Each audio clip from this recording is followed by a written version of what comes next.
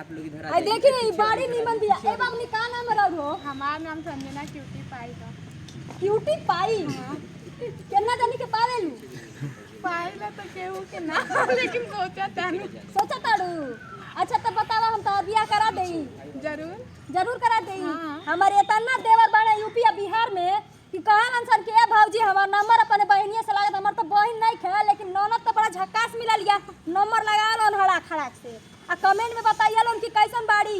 मस्त बाड़ी है। देखा नीचेवा एक मिलावा उड़े बाबू का नाम है? हमारा नाम है लक्ष्मण कुमार। हम लक्ष्मण दूरे से तुम रेखा ना खींचियो हरण हो जाई ना भौजी रेखा मत खींचियो। अरे ना हो अब भौजियो को होता रहो। अरे दादा ओ दादा ऐसन बात ठीक बा हेन तन तन सन खींची आ जा कैमरा में हट जाए। हां भाई बतावा नाम बतावा। हमारा नाम है लक्ष्मण कुमार। हम भोजपुरी एक्टर बने आयल बनी है। तो नाम सुन के मेरा डर लगा तो साइड हट जा।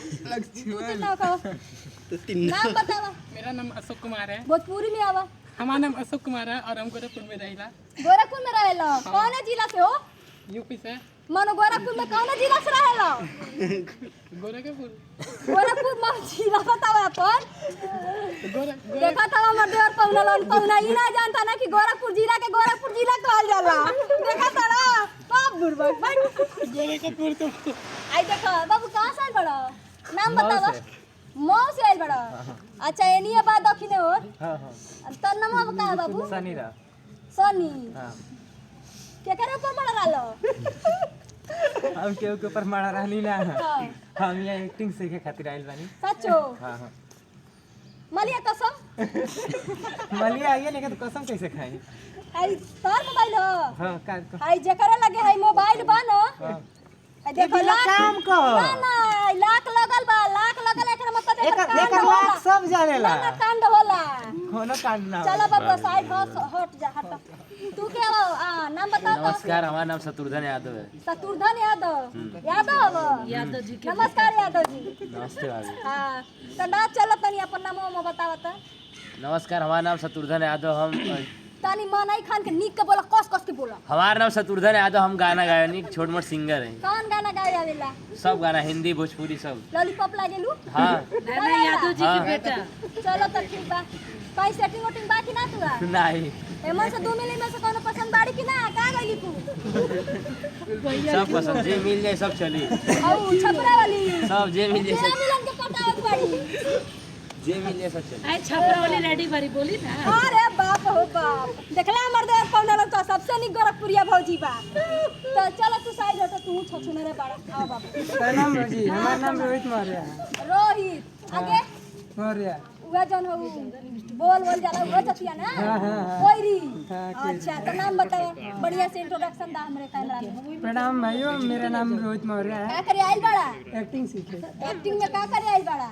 विलन बनबो कि गुंडा बनबो कि का? आइल बानी तो हीरो बने लेकिन अभी विलन है बनल बानी। हीरो बने आइल बड़ा? तू हेनिया हो अब नहीं होगा। का नाम बा? विकास दीवाना। आज तनी टोपिया डाल बात करो। टोपिया तो बेइज्जती करेगी का? हमारा रूल से पढ़ नाम बताओ अपन। नमस्कार, प्रणाम, गोड़ लागतनी भैया लोग। हम विकास दीवाना। विकास ओकर बाद दीवाना। दीवाना केना दीवाना बड़ा हो? किसका दीवाना है भाई आप? आपकी तरह खूबसूरत हसीनों का दीवाना। तो छुइयो लेता है दीदी पढ़ना करे पर छुइयो लेता है खिला दोनों के राते हम के पीती भर के लड़का बचाओ जन तो मार दियो। खाने के खरिया है कि हमके छुओ करे बाबा मुआ रे जो तब हमार देवर पौना लोग हम सब अपन टीम से मिलवा देनी। तो हमार महादेव हमें दादा सॉरी हम केहू के लाइन नहीं लगाओ। तो ये सब लाइन हम मतलब क्लियर करावत तनी। तू तन को टेंशन ना लिया। हम तुहरे मेहरा रही तुहरे माल बन के रहत। मां कसम हम केहू पटावत नहीं। देखा हम आवा हमरे साथे आवा चला देखा हम सब को नहीं करिया ठीक बा। आई देखा हिलना बस। अच्छा तब तू एम का नाचत हो किनारे हो जा। तम कैसा लागल हमरे पूरा टीम से मिल के और channel welcome film city world के सब्सक्राइब कर ना भूलब। अगर आपने गोरखपुरिया भौजी के वीडियो आप लोगों के चाहिए थे और बहुत ही जल्द हमन के मूवी बनाए जाते हैं जोगाड़ और सब जोगाड़ से ही मूवी चालू हुई है। देखी 3-4 गो में हीरोइन बाड़ी जौने में हम बानी भौजाई चाहे कुछ रोल कर दे झगड़िया ओकरा ने कुछ रोल कर दे कोनो बात नहीं बा। आई जितना बने लोगन सब जनी जानता रही रहुआ बन जाए तो जोगाड़ से पिक्चर बनी आप लोग देखब जरूर। और फिलहाल पहले पिक्चर देखे से पहले चैनल के लाइक सब्सक्राइब